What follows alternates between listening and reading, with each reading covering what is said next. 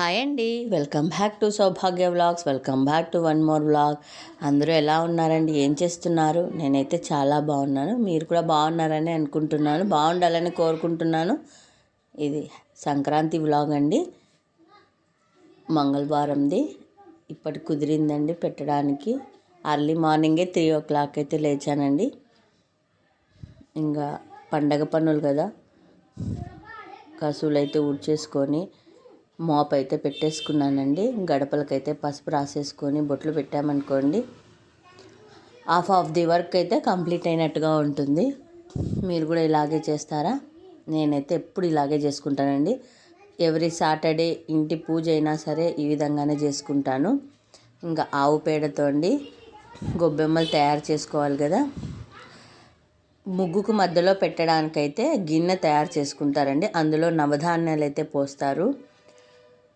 మా Rayalaseema side, Anantapur side అయితే ఈ విధంగానే పెడతారు. ఇంకా వేరే చోట్ల అయితే ఎలా పెడతారో నాకు ఐడియా లేదు, కానీ మా సైడ్ అయితే ఇలాగే పెడతారండి. ప్రతి ఒక్కరు అంతే.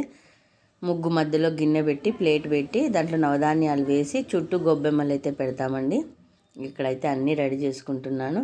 ఇంకా అలికొచ్చానండి, అదైతే ఆరిపోయింది. అంతలోపల ముగ్గు వేసుకుంటున్నాను. సింపుల్గానే వేశానండి, పెద్ద హడావిడైతే ఏం పెట్టుకోలేదు. నాకైతే పెద్ద ముగ్గులేం రావండి. ఏదో వచ్చిన దాంట్లోనే సింపుల్గా వేసేసుకున్నాను. నా ముగ్గు ఎలా ఉందో, నేను ఎలా వేశానో నాకు కామెంట్ చేసి చెప్పండి. ఇట్లా ఈ విధంగా సింపుల్గా అయితే రంగులు అయితే నింపేసుకున్నానండి.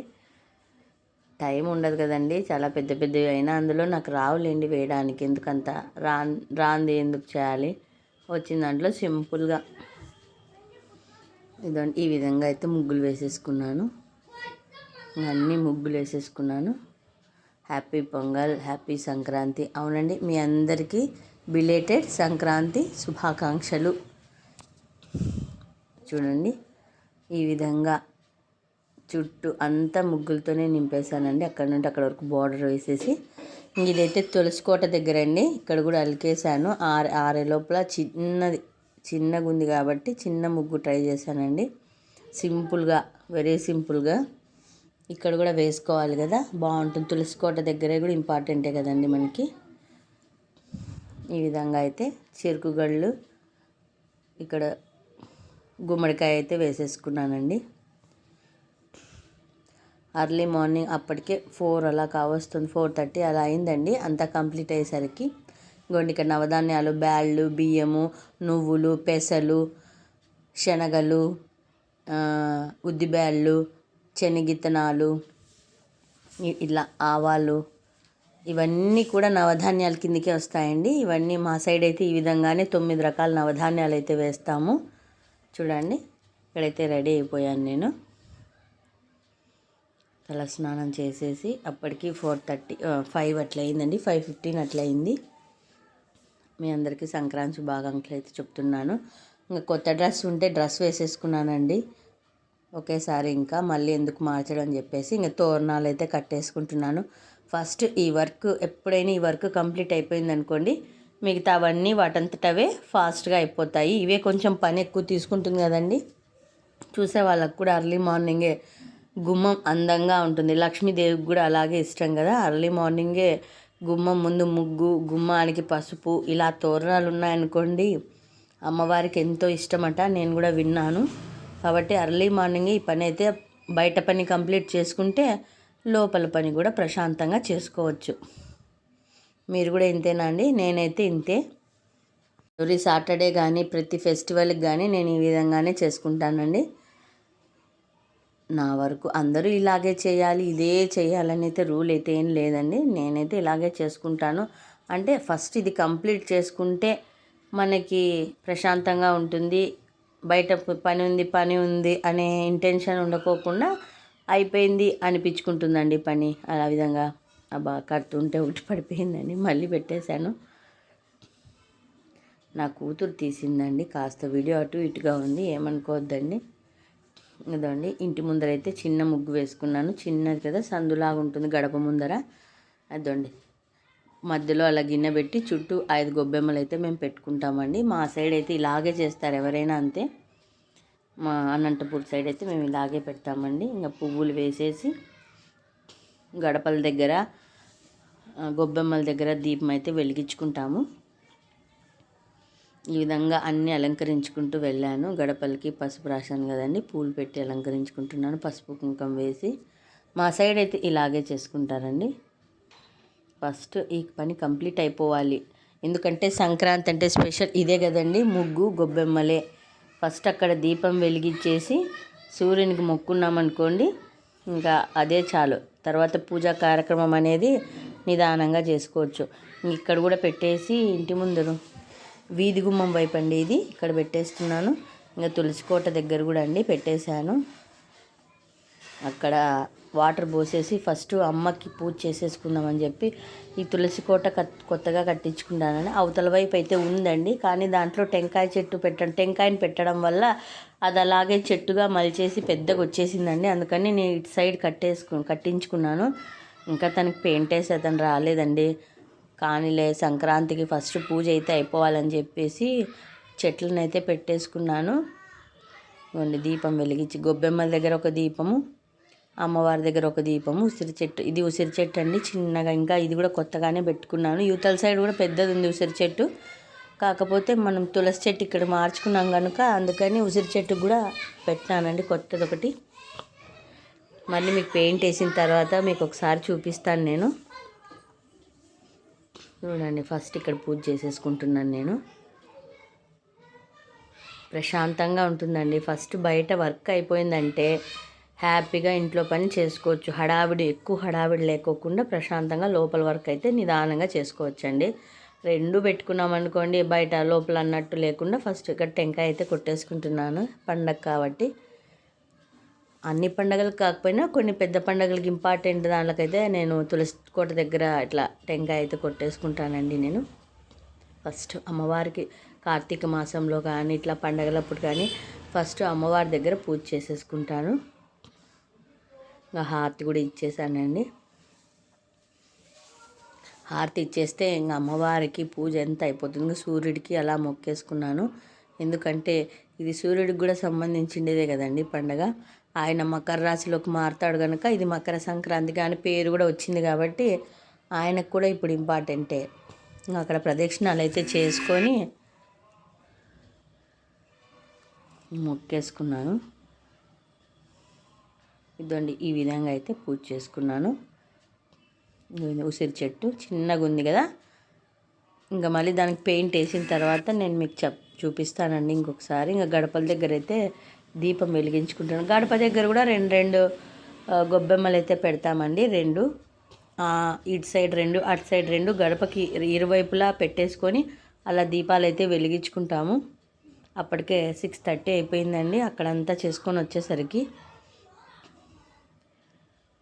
ఈ గడప దగ్గర పెట్టేసుకుంటున్నాను ఫస్ట్.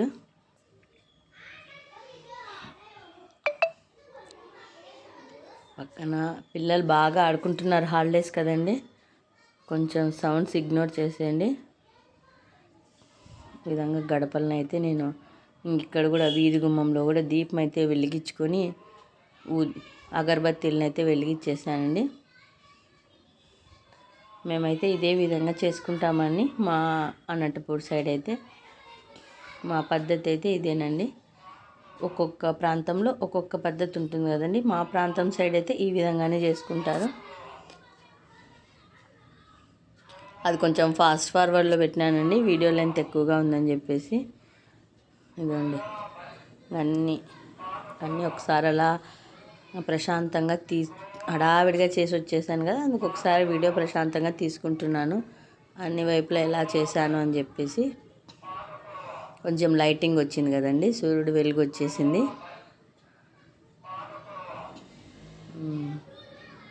ప్రశాంతంగా ఉంటుందండి. అర్లీ మార్నింగే దీపం వెలిగించుకొని ఏదో ఒక చోట బయటైనా లోపలైనా అర్లీ మార్నింగే చేసుకున్నాం అనుకోండి, అదొక రకమైన ప్రశాంతత దొరుకుతుంది. ఆ డే మొత్తం కూడా మంచిగానే నడుస్తుంది. ఇదండి, ఇక్కడికి వచ్చేసాను. దేవుని సామాన్లన్నీ తీసేసి పటాలన్నీ పక్కకు పెట్టేశాను. ఈలోపు కొంచెంగా అయితే ప్రసాదం చేస్తున్నానండి. ఆ ఘీ అయితే నేను ఇంట్లో తయారు చేసిందండి. ఇంకెప్పుడైనా తయారు చేసినప్పుడు నేను వీడియో తీస్తాను. మా అమ్మమ్మ తయారు చేసింది అది. సేమియా పాయసం అయితే ప్రిపేర్ చేస్తున్నాను దేవుడికి నైవేద్యంగా. ఫస్ట్ అయితే కాజు బాదం అవన్నీ వేయించేసుకున్నాను నెయ్యిలో. దాని తర్వాత అందరికీ తెలిసిందే కదా, సేమియాలు డ్రై రోస్ట్ చేసుకున్నాను బాగా కలర్ వచ్చేంత వరకు. తర్వాత ఫస్ట్ అయితే వాటర్ పోసానండి. ఇది ఒక టైప్ పాయసము. దాని తర్వాత షుగర్ వేసి తర్వాత పాలు పోసానండి. ఇవి కూడా వేయించినవన్నీ కొంచెం ఫస్ట్కే వేసేసాను, దాంట్లో బాగా ఉడుకుతాయి కదా అని చెప్పేసి. ఇదండి పాయసం అయితే రెడీ అయిపోయింది, ఉడికిపోయిందంతా. దాన్ని ఒక గిన్నెలోకి తీసేసుకుంటున్నాను. చల్లారుతుంది కదా స్వామికి నైవేద్యం పెట్టేసరికి అని. వెండి గిన్నె అండి, బాబు అప్పుడు నైవేద్యం కోసమే తెచ్చింటి. ఫస్టే నైవేద్యంకి తీసేసాను. ఇదండి మిగిలిన పైన డెకరేషన్ కోసం ఒక 4-5 అలా వేసాను నేను, కాజు బాదం అవి. పూజ అంతా రెడీ చేసేసుకున్నాను. పాపతో కొట్టియాలని గుమ్మడికాయ అయితే కొట్టించేసానండి. ఇంకోండి మహామంగళారతి కూడా అయిపోయింది. పూజ అయితే హ్యాపీగా కంప్లీట్ అయిపోయిందండి, ప్రశాంతంగా. దేవుడా అందరినీ చల్లగా కాపాడు తండ్రి అని వేడుకుంటున్నాము. ఇది కొత్త సంవత్సరం కాబట్టి ఇంతకు ముందులా కాకుండా ఇప్పుడైనా అందరికీ మంచిగా ఉండాలనే కోరుకుంటున్నానండి. యాజ్ యూజువల్ రోజు చదివేటట్టుగా కనకదార స్తోత్రం, వెంకటేశ్వర వజ్రకవచ స్తోత్రము ఇవన్నీ చదువుకున్నానండి. ఇక్కడ ఇదండి పూజ చూపిస్తున్నాను. బాగుంది కదండి? బాగుంటే నాకు కామెంట్ చేసి చెప్పండి. నేను ఎవ్రీ సాటర్డే కూడా ఇదే విధంగా చేస్తాను. 5 రకాల పళ్ళు పాయసం అయితే పెట్టి నైవేద్యంగా పూజ చేసుకున్నానండి. ఎందుకంటారా, నేను అమ్మోళ్ళ ఇంటికి అయితే వెళ్తున్నానండి, అందుకని ఏ వంటలు ప్రిపేర్ అయితే చేయలేదు. వేస్ట్ కదా, అమ్మ అయితే రమ్మని చెప్పినారు వాళ్ళ ఇంటికి. హాయ్ అండి, అందరికీ సంక్రాంతి శుభాకాంక్షలు అని ఇక్కడ చెప్తున్నాను. బ్యాక్గ్రౌండ్లో దేవుని సాంగ్స్ ఉంటాయి కాబట్టి మ్యూట్ చేసి మీకు ఇక్కడ వాయిస్ ఓవర్ అయితే ఇస్తున్నాను నేను. ఎంతో ప్రశాంతంగా ఉంది కదండి. పూజ ఎంతో అందంగా ఉన్నారు కదా దేవుళ్ళు అలంకరించింటే. ఓకే ఫ్రెండ్స్, ఇక్కడ అమ్మవారికి మంగళవారం కదా, చౌడేశ్వరి దేవి ఆలయం ఉందండి ఇక్కడ. ఇంకా టెంకాయ కొట్టుకుందామని వచ్చినాము. అమ్మవారు చూడండి ఎంత అందంగా అలంకరించారు అమ్మవారిని. టెంకాయ కొట్టేసుకొని ఇంకా అమ్మ వాళ్ళ ఇంటికి బయలుదేరామని చెప్పి నేను బాబు వచ్చినామండి గుడికి.